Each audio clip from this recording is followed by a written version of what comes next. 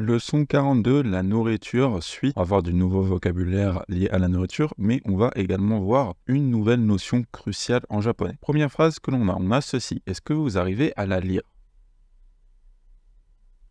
Alors le premier mot, je vous rappelle, c'est kocha, c'est le thé noir. Kocha ni miruku o iremasu.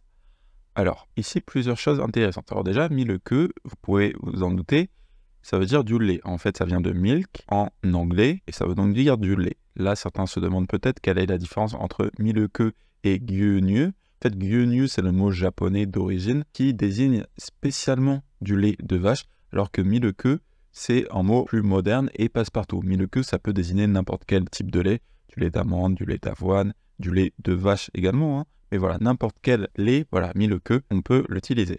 Et ensuite, on a iremasu. Alors, vous reconnaissez peut-être ce kanji, on l'avait déjà vu, mais nous, on l'avait vu dans hairu, pour dire entrer. Et ici, remarquez, déjà, il ne se prononce pas hai, il se prononce i, et en fait, c'est le verbe ireru, mettre.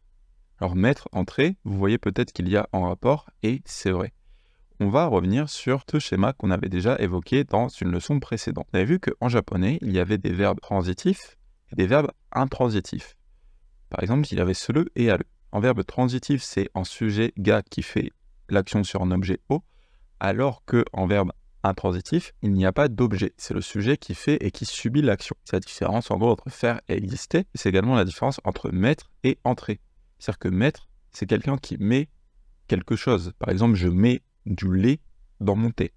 Vous voyez qu'il y a un acteur qui fait l'action de mettre un objet. Alors que si vous dites entrer, en français c'est un petit peu particulier, mais de manière générale c'est intransitif. C'est-à-dire par exemple j'entre dans la piscine, j'entre dans le bain. Donc c'est ça l'exemple qu'on avait vu, c'était j'entre dans le bain. Vous n'entrez pas quelque chose dans le bain. C'est également la différence entre réveiller et se réveiller. Réveiller, c'est réveiller quelqu'un. Se réveiller, c'est soi-même qui fait l'action de se réveiller. Ça, c'est la différence entre les verbes transitifs et intransitifs. Eh bien, en japonais, on va passer par des verbes différents. Alors vous voyez qu'en français, c'était le cas également, par exemple, entre mettre et entrer. Voilà, en japonais, ça va être le cas pour beaucoup de verbes. Hairu et ireru sont un petit peu particuliers parce que vous voyez que même s'ils partagent le même kanji, la lecture diffère. Ici, on a bien ireru. Ici, c'est pas iru, c'est bien hairu. Ah, ça, c'est le petit piège avec ce kanji-là, c'est que selon les okurigana, la lecture va changer. Mais si par exemple, on prend réveiller et se réveiller, nous, on a déjà appris à dire se réveiller, c'était okiru. Eh bien, il va y avoir un mot associé qui va être okosu. Et ça veut dire réveiller quelqu'un. C'est un verbe transitif. Vous voyez que c'est le même kanji qui a la même lecture. Ce qui va changer, c'est les okurigana. Il faut savoir qu'en japonais, il y a comme ceci énormément de paires transitives, intransitives. Il y en a vraiment beaucoup. Moi, je vous déconseille d'essayer d'apprendre des listes par cœur. Pourquoi? Parce que c'est un petit peu contre-productif. Ça peut vraiment vous déstabiliser au début. Si vous êtes curieux, vous pouvez aller regarder. Il y a plein de listes disponibles sur Internet. Vous tapez japonais, liste transitive, intransitive, mais ne les apprenez pas par cœur. Pourquoi? Parce que ça va être du bourrage de crâne qui ne va pas vous servir en pratique. Le plus simple, c'est de garder ça dans un coin de votre tête, qu'en japonais, il y a des verbes transitifs et intransitifs, et que souvent, ils marchent par paire. Que le kanji sera généralement le même, mais que les okurigana vont changer. De manière générale, le kanji se lit pareil, mais il peut arriver que la lecture du kanji change. C'est l'exception, mais voilà, ça peut arriver notamment avec ireru et hairu. Du moment que vous gardez dans un coin de votre tête qu'il existe des verbes transitifs et des verbes intransitifs, et que souvent en japonais, il y a un verbe dédié pour la notion transitive et pour la notion intransitive, ça va très bien se passer. Donc voilà, ici on a vu ireru. Ireru, c'est mettre, donc on prend un objet. Ici, il est marqué par o. Donc kocha ni, kocha, ça va être la destination. Ireru, c'est mettre, mais il y a une notion de mouvement. On met quelque part. Il y a une destination à mettre. C'est quoi la destination? C'est le thé noir. On dirait dans le thé noir. Et c'est quoi l'objet? C'est milk-o, du lait. Je vais mettre du lait dans le thé. En autre exemple avec ce verbe, on pourrait dire kaban. Kaban, je vous rappelle, c'est le sac. Kaban ni, que vous vous rappelez de ce kanji, c'est hon, le livre. Kaban ni, hon, o, ireru. Mettre un livre, qui est marqué par o ici, ou ça, dans le sac. Mettre un livre dans le sac. Vous voyez que ici, ce n'est pas entrer, c'est bien mettre. La notion est la même, c'est juste qu'il y en a un qui est transitif, l'autre est intransitif. Kap ni, oyu, o, inemashita. Oyu, ça veut dire de l'eau chaude. On avait vu que mizu, c'était l'eau froide dans la leçon précédente sur la nourriture. Et bien voilà, ici, on a l'eau chaude. L'eau chaude, voilà, c'est oyu. Alors c'est yu, mais le o étant o de politesse. Et kap ni, dans la tasse, oyu o, inemashita. J'ai mis.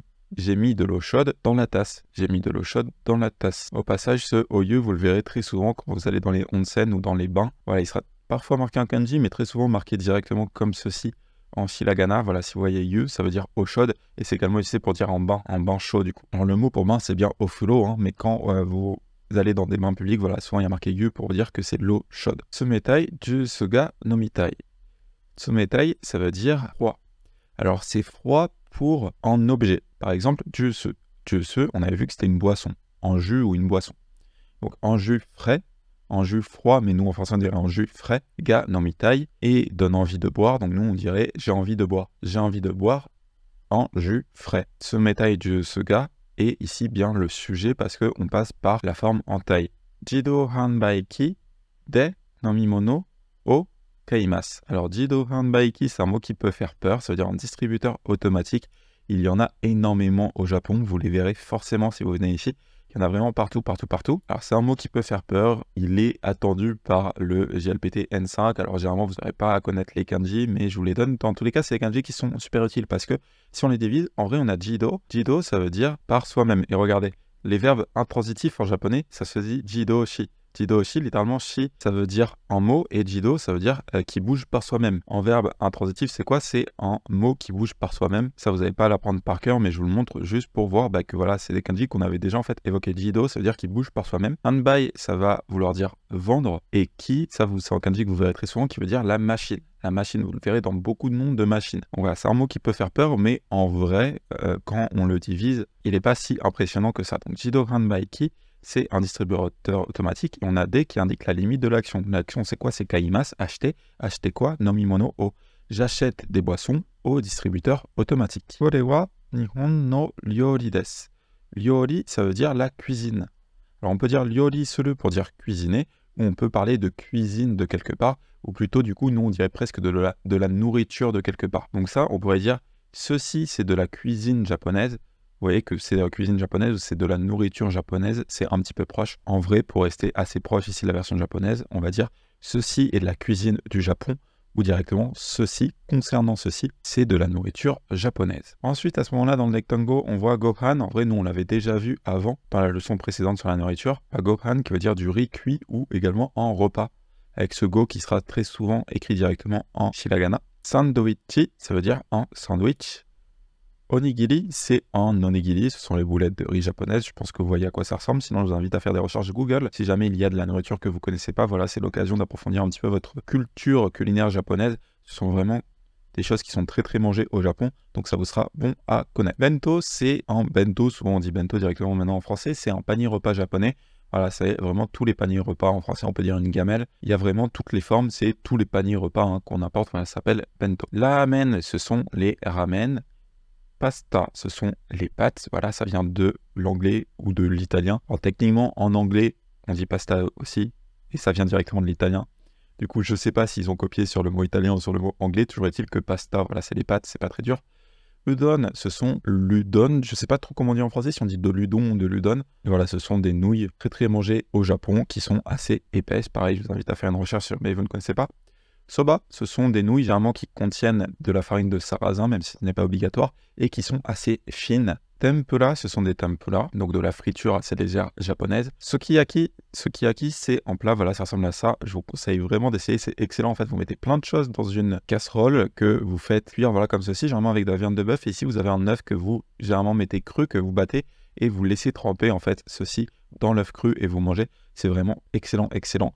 Ah, j'adore vraiment le sukiyaki, c'est un plat que je vous invite vraiment à tester si vous en avez l'occasion. Sashimi, ce sont des sashimi, donc généralement c'est du poisson qui est coupé assez finement, du poisson cru, voilà, coupé assez finement. Kare rice, c'est du riz au curry. Kare, en fait, c'est du curry. Rice, ça vient de rice, donc c'est du riz. Alors, il y a un mot en japonais pour dire du riz, on l'a vu, c'est gohan, mais le plat riz au curry, voilà, ça utilise le mot, en fait, si vous voulez, anglais, donc ça se dit kare rice. Gyudon, ça, je vous invite également à tester, c'est vraiment excellent, gyudon.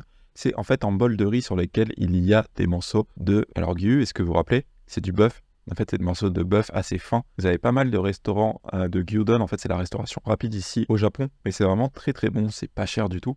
Et en gros, c'est un bol de riz agrémenté de tranches de bœuf fines. C'est vraiment très bon pour la nourriture rapide. Voilà, gyudon, pareil, je vous invite à faire une recherche Google si jamais vous savez pas trop ce que c'est. Sushi, ici je pense que tout le monde voit ce que c'est, ce sont des sushis. Keiki, keiki c'est un gâteau, ça vient de l'anglais cake. Alors c'est quoi la différence avec kashi qu'on avait vu? C'est que kashi c'est le mot un petit peu plus général.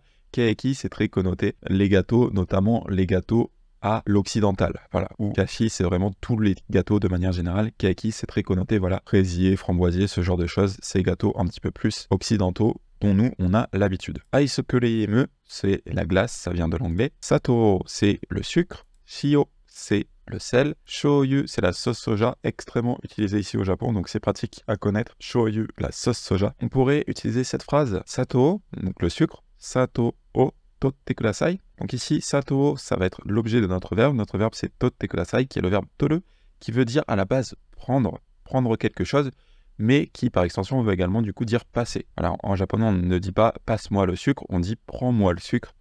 Mais nous, en français, on dirait passe-moi le sucre. Et comment est-ce qu'on dit ça? On l'a passé à sa fermentée, donc toru, ça devient totte, et on a collé kudasai pour dire s'il te plaît.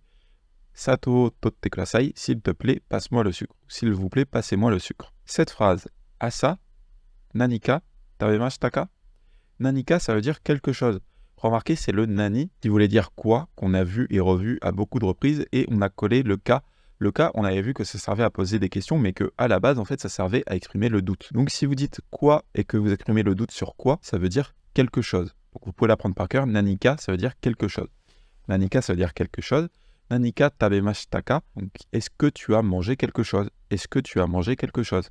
Asa, nanika tabemashita ka? Ce matin, est-ce que tu as mangé quelque chose? Soit qu'on pourrait répondre par exemple iie, ça va être non. Nanimo tabemasen deshita. Nanimo, vous pouvez l'apprendre directement comme voulant dire rien. Mo, c'est une particule extrêmement utilisée en japonais que l'on verra plus tard. Pour le moment, retenez juste que nanimo, ça veut dire rien et ça va vous aider par la suite à comprendre ce que la particule mo fait. Mais nanimo, c'est un mot qui est tellement utilisé comme ceci par lui-même que vous pouvez l'apprendre par cœur, il n'y a vraiment pas de souci. Nanimo, rien.